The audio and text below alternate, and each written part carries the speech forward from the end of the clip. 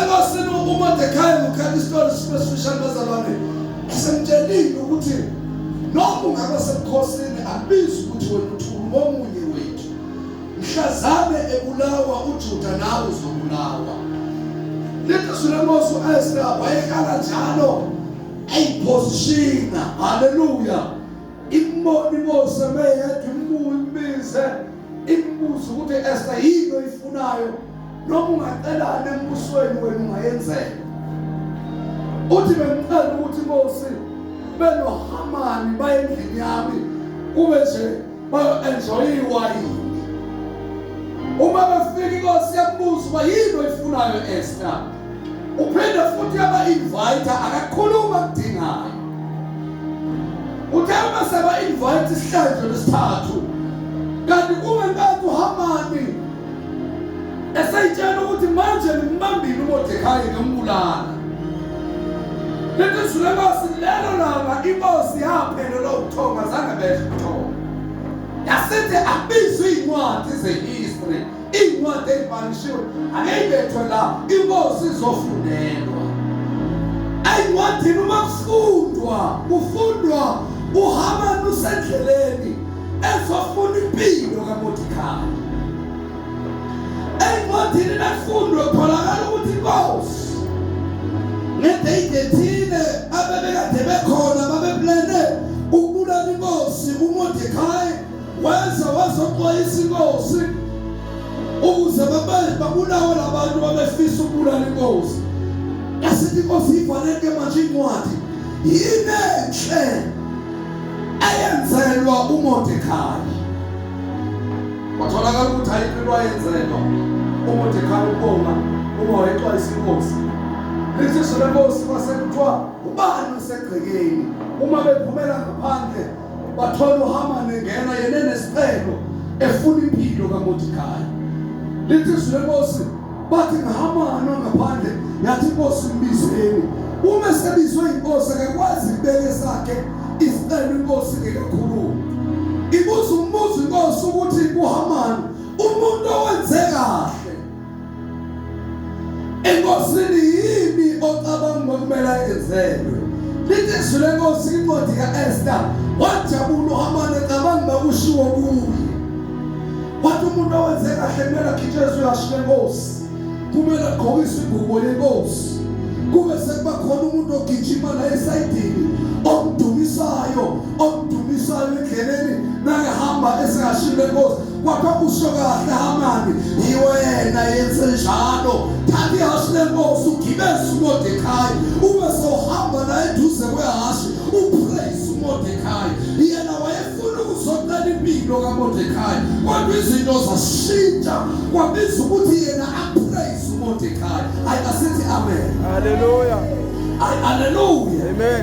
Elithi iBhayibheli kwincwadi yeRevelation kunemkhuleko yethu afika kuNkulunkulu njengempepho. Elithi izwi leNkosi siyaqoqwa iyaqoqwa imkhuleko yethu ibekwe kwesinye isikhathi la sesingasakwazi ukukhuleka khona kodwa isondezwe phambi kwenkosi sizuze imvuzo yethu njengoMordecai.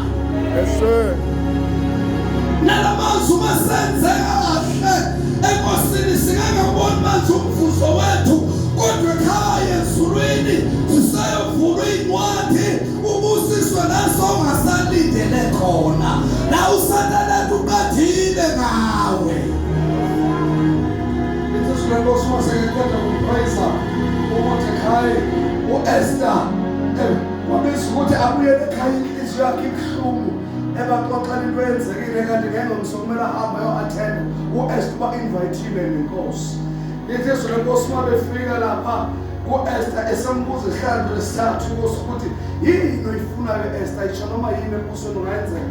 Uthi uMordecai uphulela ukubulala isizwe sakithi. Lithi izwi leNkosi yacasuka inkosi yaphumela ngaphandle yathi imibuke yafika uHamani encenga inkosi encenga uEsther. Haleluya. Lithi izwi likaThixo yanela kuzwa inkosi ukuthi kunesihlahla abasilungiselela kuzobulawa khona uMordecai. Yasikhipha umyalo inkosi ukuthi akuthathwe yena Hamani bekelungisa isihlahla ayobulawelwa kuso. Hayi amen. Hallelujah. Amanye amazwi namhlanje ngifuna ukusho ukuthi uma wenza kahle noma usathana ngabulena nempilo yakho kuyofeyila kuyoma yena esikhundleni sakho. Into ebalekile ukuthi asenze kahle enkosini. Hayi amen. Hallelujah.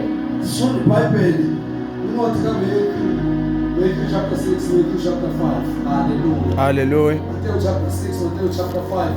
Sizothanda segameni likaJesu. Ngithola amazwi ukuthi nawe yenza kahle ungangabonakali manje kodwa khona okumenwayo ngawe. Ungakhuleka namhlanje kwehle inyembezi ungayiboni impendulo zakho kanti kuyagcina ezincwadini zawo ezincwadini zehistory. Ngelinye ilanga kuyobalwa ukuthi makufika utholakala ukuthi wawuke waba nesicelo, utholakala ukuthi azange uphenduleke, inkosi bese idedela umvuzo wakho. Okunamandla ngizothi bazalwane asenzeni kahle. Hayi amen. Hallelujah. Matthew chapter 6 verse number 33 lithi iBhayibheli kodwa funani qala umbuso kaNkulunkulu nokulunga kwakhe. Hayi amen. Hayi amen. Hallelujah. Khona konke lokhu kuyakwenzezelwa nina ningakhathazeki ngemuso ngokuba ingomuso yakhathalelo kwayo inkathazo yosuku yanele lona. Hayi amen. Hallelujah. Matthew chapter 6 verse 33 lithi iBhayibheli kodwa funani qala umbuso. Seek first the kingdom. Hayi amen. Amen.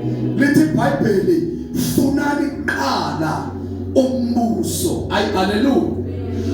Asitholi nje singawufuna. Ngamanye amazwi umbuso kaThixo uyafunwa. Yeah. Lithi iBhayibheli seek first the kingdom.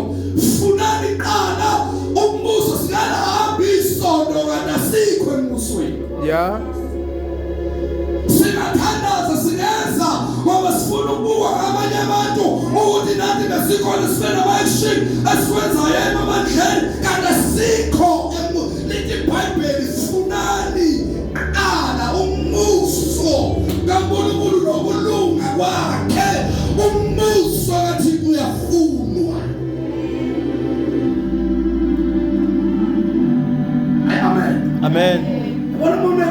Mawunento oyifunayo kunezinto ezincamayo, kunezinto ezilahlayo, kunezinto ongayinaki ngoba kunalento oyifunayo. Abafuna ukuphasa baze bakunama umthombo bangalali bebhekana nezincwadi ngoba kunale goal abayifuna. Lithi izwi likaThixo namhlanje funani qala umbuso kaThixo. Hayi amen. Hallelujah. Uyafunwa umbuso. Uyafunwa umbuso kaThixo. Hayi amen. Kunezinto sihlukayo, kunezinto sidedelayo ngoba sidinga umbuso kaNkulunkulu. Lithi iBhayibheli nokulunga kwakhe. Bese sakhuluma la sila ukuthi ukukholwa kuletha ukulunga. Hayi amen. Asifuna umbuso sisekholweni, ufuna umbuso kaNkulunkulu nokulunga kwakhe. Hayi hallelujah. Hallelujah. Matthew chapter 5 sizothandaza.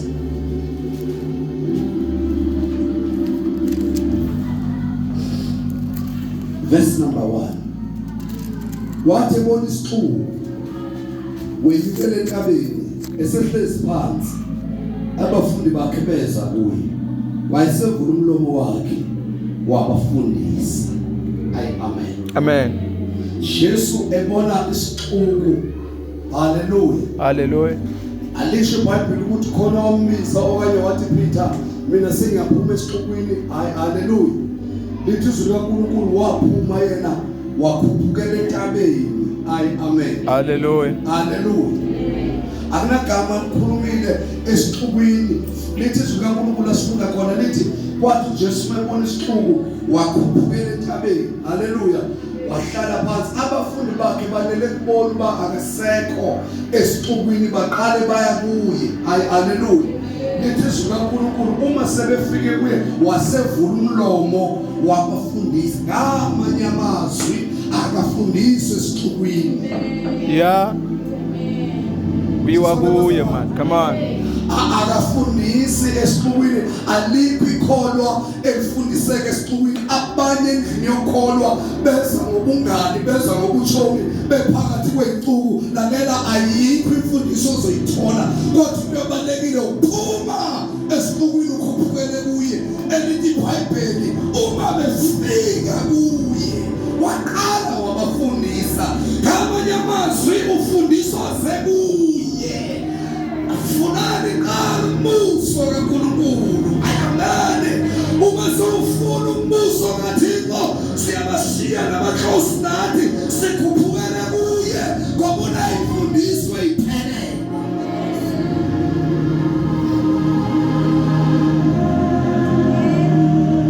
Lithi iBhayibheli, wasuka uJesu esixukwini. Into eyenza uba sidileye ekholweni ingoba sihamba ngey'xuku kodwa udinga wena wedwa. Yeah. Akabafuna abaningi, udinga wena Wedwa. wedwa. Kunento bebeyikhuluma izolo sihlangene lapha, nebemhlangene nabo. Amen. Ngikhuluma ngebali engake ngakhuluma ngelinye ilanga, kwakuyincwadi nomunye wakwabalisa ukuthi kwakunobaba nomama babehamba ngembongolo, begibela imbongolo bethu. Baqhamuka isixuku sabantu sathi hawu baze bakhohlakala nabo bantu, sebekaze bagibela imbongolo bethu. Hayi wehla ubaba ngokusezula inkulumo zabantu, wagibela umama embongolweni, bahamba bahlangana nabanye abantu. Bathi hayi le ndoda ekho la ekhanda ukuthi ngahamba ngey'nyawo, owesifazane agibele imbongolo eyihambe ngey'nyawo. Bathi bekezwa lezo y'nkulumo kwamdiliza umama embongolweni, bagibela yena. Bathi uma besahamba bahlangana nabanye abantu, bathi yaze yakhohlakala indoda. Isekazi igibela imbongolo yowesifazane ahambe ngey'nyawo. Bavele bakhathala bathi asinto kumele siyenze manje, asivele sidilike sobabili-ke manje embongolweni singabisayigibela, ngoba uma sigibela imbongolo kuyakhulunywa. Behla bahamba ngey'nyawo, bahlangana nabanye abantu. Babuzwa ukuthi ba-right labantu ekhanda bangahamba nembongolo bangayigibeli. Kahle kahle yini e-right okumele bayenze emehlweni abantu? Ayikho. Hayi, amen. Amen. Namhlanje ngizosho ngamazwi ukuthi uma uyofuna umbuso kaThixo uyivale indlebe ebantwini, ngoba kukho abangekhuluma ube nenelise. Hayi, amen. Kodwa usifocus ebantwini, ubheke kuye, ukhuphuke kuye entabeni, uye kuye. Hayi, haleluya. Athi Davide nama wamamehlo waphakamisela kuzo intaba, lithi izwi kaThixo uJesu mesehleli ehlezi lapha entabeni, abafundi bakhe beza kuye, waqale wabafundisa. Into eyenza ungafundiseki ingoba awuyi kuye. Hayi, amen. Kodwa namhlanje ngalomazwi nje athi ayisifune nje qala umbuso, sidlule esontweni. Haleluya. Hallelujah. Sonke ngeke lisizeke lutho, kodwa ake siyofuna umbuso kaNkulunkulu qala. And ilo nalowo uyaziyela. Hayi, amen. Kuneyimfundiso eziyobhekana naye uma eya embusweni. Hayi, amen. Amen. Uma usondela kuye uJesu akakuvali umlomo, iba nendlela noma wedwa sondeze enkosini. Haleluya. Asidlule esixukwini bazalwane, asiye kuye. Haleluya. Hallelujah. Lithi iBhayibheli ifuna liqala umbuso kaNkulunkulu nokulunga kwakhe. Ngizosho nje lo mazwi ukuthi seyibandla lakhe asidingi umbuso wakhe. Shayelile siswile, sithandazile, saplele siplenayo, siyaqhubeka inkonzo every Sunday, siyeselazi uhlelo balahamba kanjani. Kodwa ake sidlule lapho, ake siye kuye, sifuna umbuso wakhe. Akusendlale wena kuye ukuze uthole imfundiso ephelele. Lithi izwi lenkosi, kwathi ebona isixuku inyukela entabeni, akavamile ukuxoxa esixukwini. Yeah. Uvame ukuphuma esixukwini. Ikholo elihamba ngesixuku alikhulu endleleni. Ikholo elinika esixukwini alivamile umusa noma esikhuluma. Kodwa phuma esixukwini, khuphukele kuye, kuneyimfundiso iphelele. Jehova sikelele ukufunda kwamazwi akhe. Amen. Amen.